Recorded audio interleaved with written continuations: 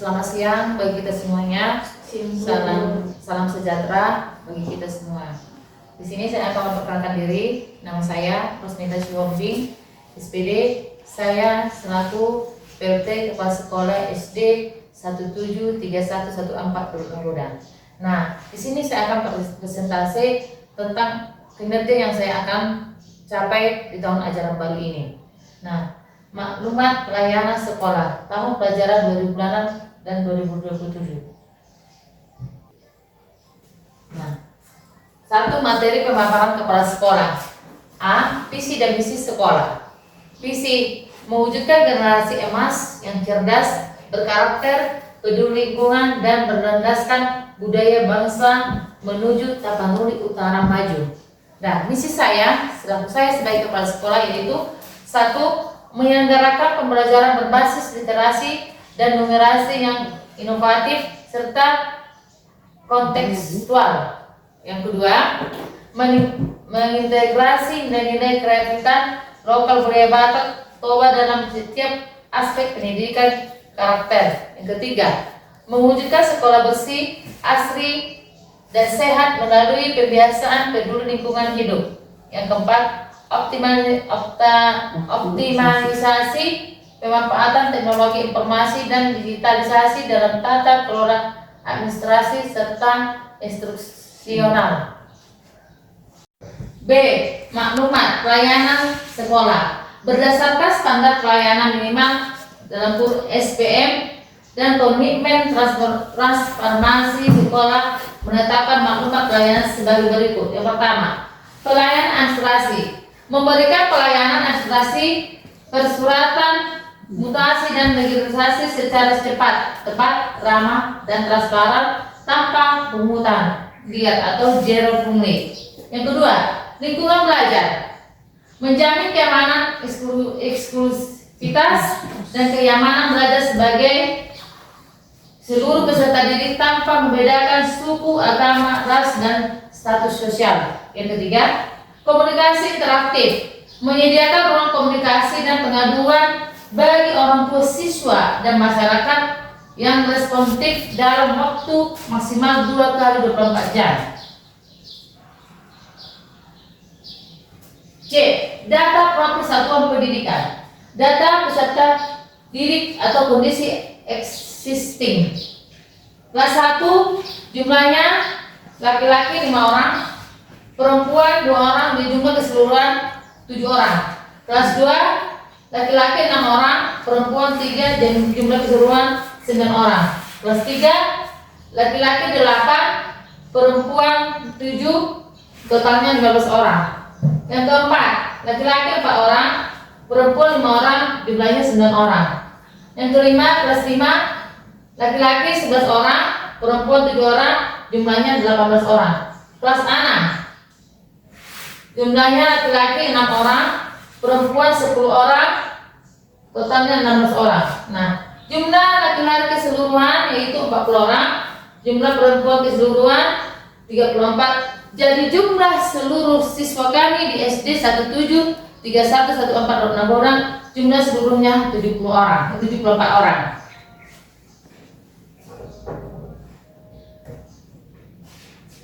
Nah, yang kedua, data guru dan tenaga pendidik dalam kurun GTK. Status kepegawaian. Guru PNS laki-laki kosong 2 orang, perempuan totalnya 2. Guru P3K laki-laki kosong, perempuan 5 orang, totalnya 5 orang.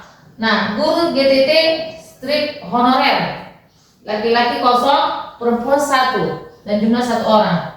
Tenaga administrasi atau komputer strip komputer laki-laki kosong, perempuan 1 orang, jumlah 1 orang. Jadi jumlah semua tenaga kependidikan dan administrasi yang ada di SD 173114 orang, jumlahnya semua 9 orang. D. Pengelolaan dana BOS atau BOP. Mekanisme transparansi penyusunan rencana kegiatan dan anggaran sekolah atau RKAS dilakukan secara partisipatif bersama komite sekolah dan tim BOS. diinput langsung melalui sistem aplikasi Arkas Kemendikbudristek.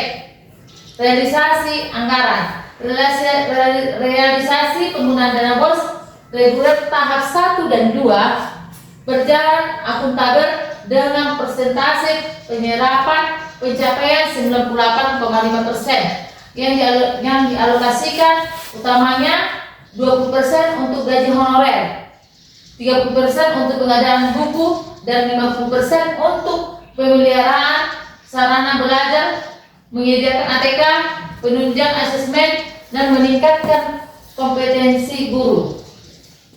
Gaji guru honorer 20%. Inilah tabelnya. Pemeliharaan sarana belajar 50% dan pengadaan buku 30%. Profil sarana dan prasarana dalam kurun staf kelas. Ruang kelas terdapat 6 ruangan. 6 ruangan kelas dengan kondisi 5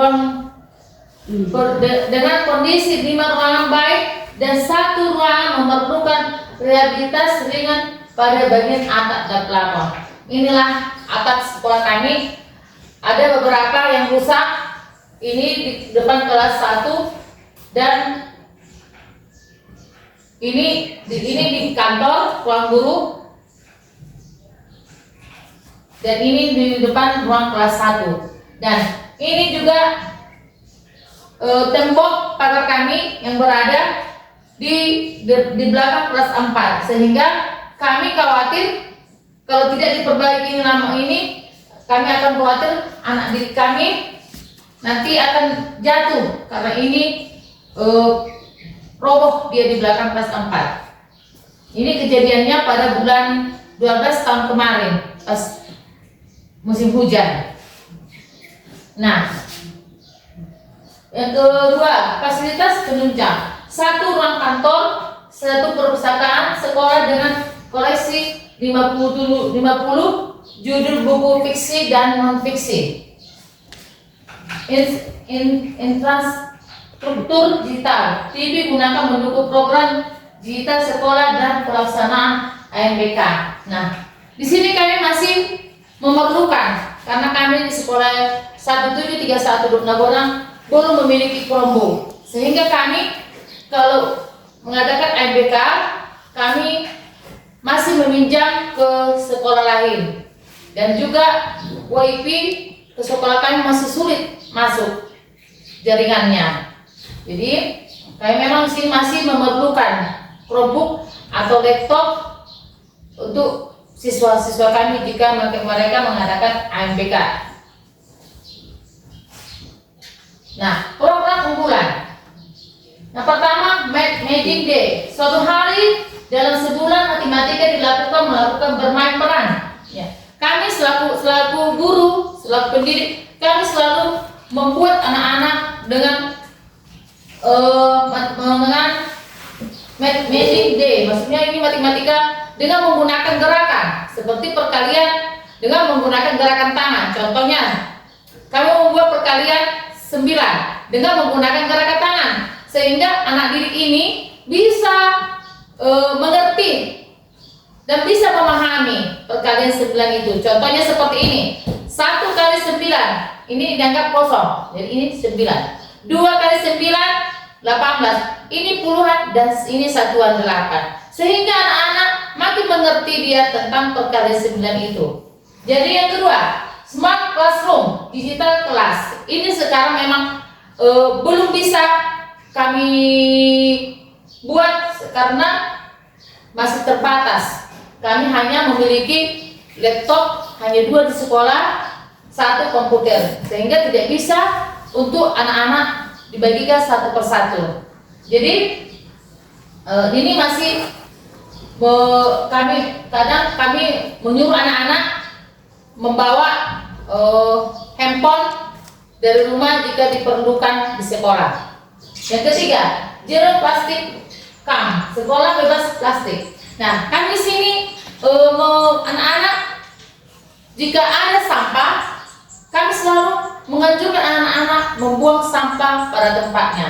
Nah, di sini kami juga membuat program. Di situ anak-anak masuk ke ke sekolah. Anak-anak wajib membawa sampah, digenggam sampahnya dan membuang ke tempat sampah.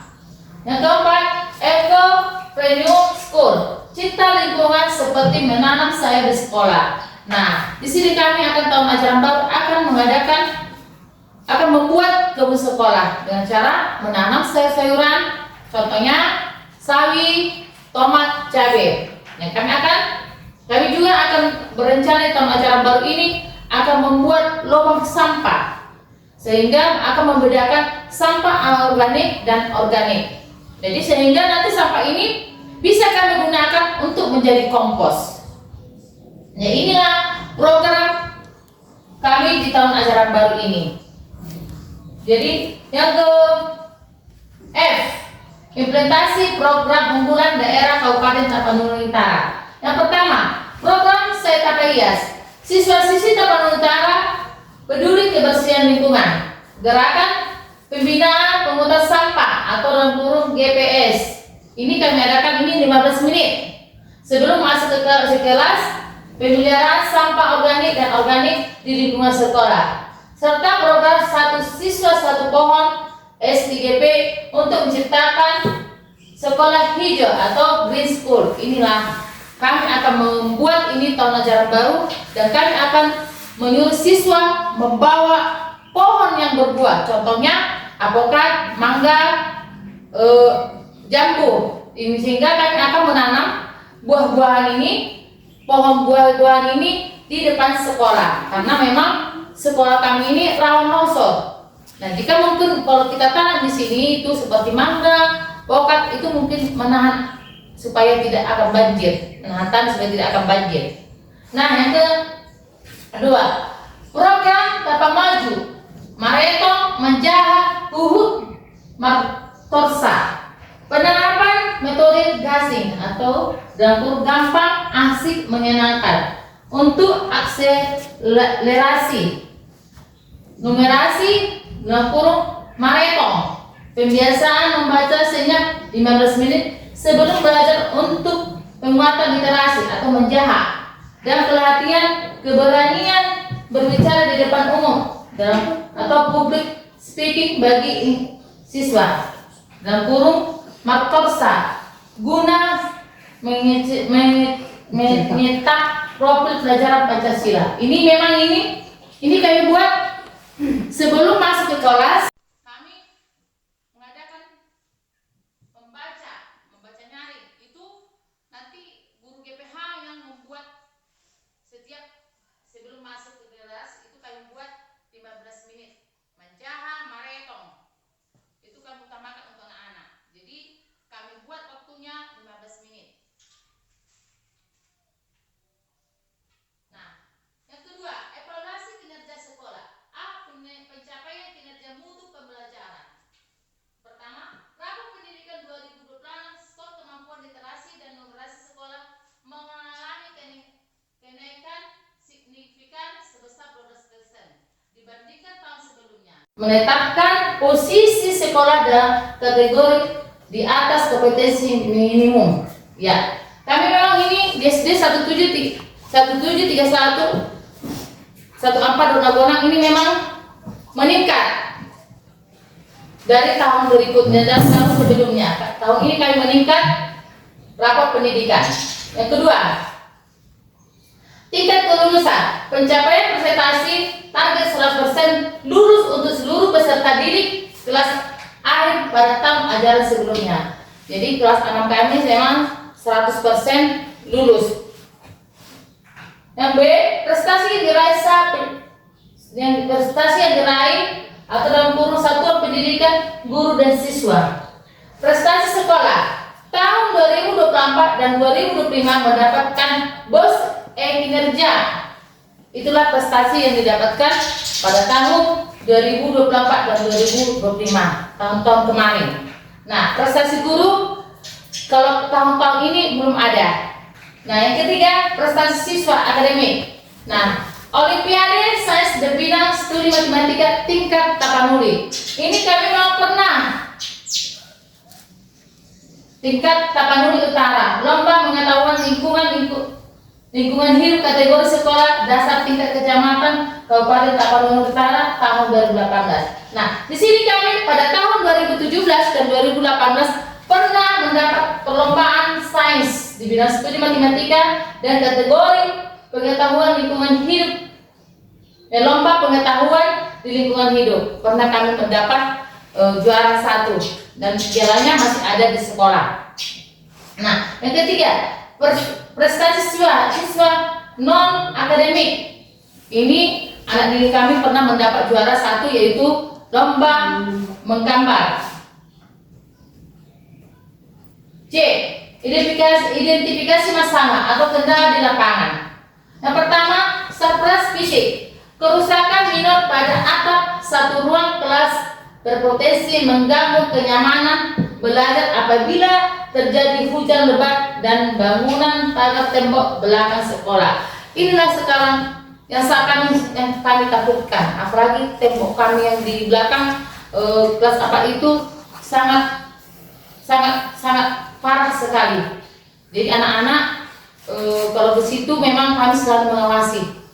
Apalagi datang hujan, di situ memang sangat licin, sehingga kami tetap menjaga supaya anak-anak tidak datang ke belakang kelas 4. Jadi ini sekarang yang kami usahakan dan sudah kami minta kepada Bapak yang di Dinas Pendidikan supaya diperhatikan tembok yang di belakang sekolah kami. Yang kedua, ketersediaan bacaan. Masih terbatasnya variasi buku baca digital atau e-book bermuatan kearifan lokal Tapanuli Utara di perpustakaan digital. Yang ketiga, sinergi wali murid. Sebelum optimasinya komunikasi program CTPS di lingkungan rumah karena kurangnya pemahaman sebagai orang tua siswa. Ini memang banyak anak-anak ini. Jadi kami guru selalu mengajukan itu harus kebersihan setiap pagi, selalu kami arahkan anak-anak, selalu kami arahkan. Jadi anak-anak ini mungkin belum dapat dari rumah, belum bisa dia mengoptimalkan ke sekolah, sehingga masih terbawa-bawa yang dari rumah itu masih terbawa-bawa ke sekolah. Jadi kadang-kadang anak-anak ini mau kadang membuang sampah dengan sembarangan. Tapi kami juga guru wajib mengapakan anak-anak itu supaya tetap membuang sampah pada tempatnya. Yang ketiga, rencana tindak lanjut atau RTL. A. Solusi atas pembahasan. Pertama, solusi atas Satpras melakukan pengajuan proposal rehabilitas ruang kelas melalui dana alokasi khusus atau DAK, serta melakukan perbaikan darurat swadaya menggunakan komponen pemeliharaan dana BOS. Yang kedua, solusi penguatan budaya menyusun lembar kinerja modul pengayaan literasi lokal secara mandiri oleh kelompok kinerja guru atau KKG internal sekolah. Ini KKG ini kami mengadakannya itu sekali sebulan, guru-guru. Yang ketiga, solusi kemitraan menggelar forum parenting berkala bersama komite sekolah guna menyelaraskan pembiasaan karakter peduli lingkungan di sekolah dan rumah. Jadi kami selalu bekerja sama dengan komite sekolah. Apapun keputusan dari sekolah, kami selalu mengundang komite sekolah. B. Garis besar rencana operasional mendatang. Yang pertama, nomor kegiatan utama, target waktu pelaksanaan penanggung-jawaban. Yang pertama, rehabilitas atap plafon kelas yang rusak dan ringan. Ini memang rencana kami nanti ini diperbaiki pada bulan Juli atau sampai Agustus 2026. Penanggung jawab Kasek, Satpras, dan komite. Yang kedua, penerapan lomba kebersihan kelas bertajuk Piala Satpras berkala. Ini kami buat rencana di akhir bulan. Setiap akhir bulan, koordinator kesiswaan. Ini nanti salah satu guru bagian kesiswaan yang bertanggung jawab. Yang ketiga, in-house training atau IHT, optimalisasi metode didaktik untuk guru kelas. Ini diadakan pada bulan September 2026. Kepala sekolah, penanggung kepala sekolah dan pengawas. Yang keempat, pameran karya proyek penguatan profil belajar Pancasila atau P5 kebudayaan. Ini kami adakan pada Desember 2026. Ketua tim P5 dan semua guru.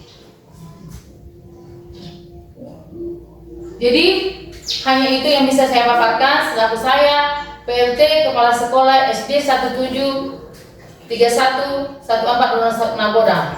Terima kasih.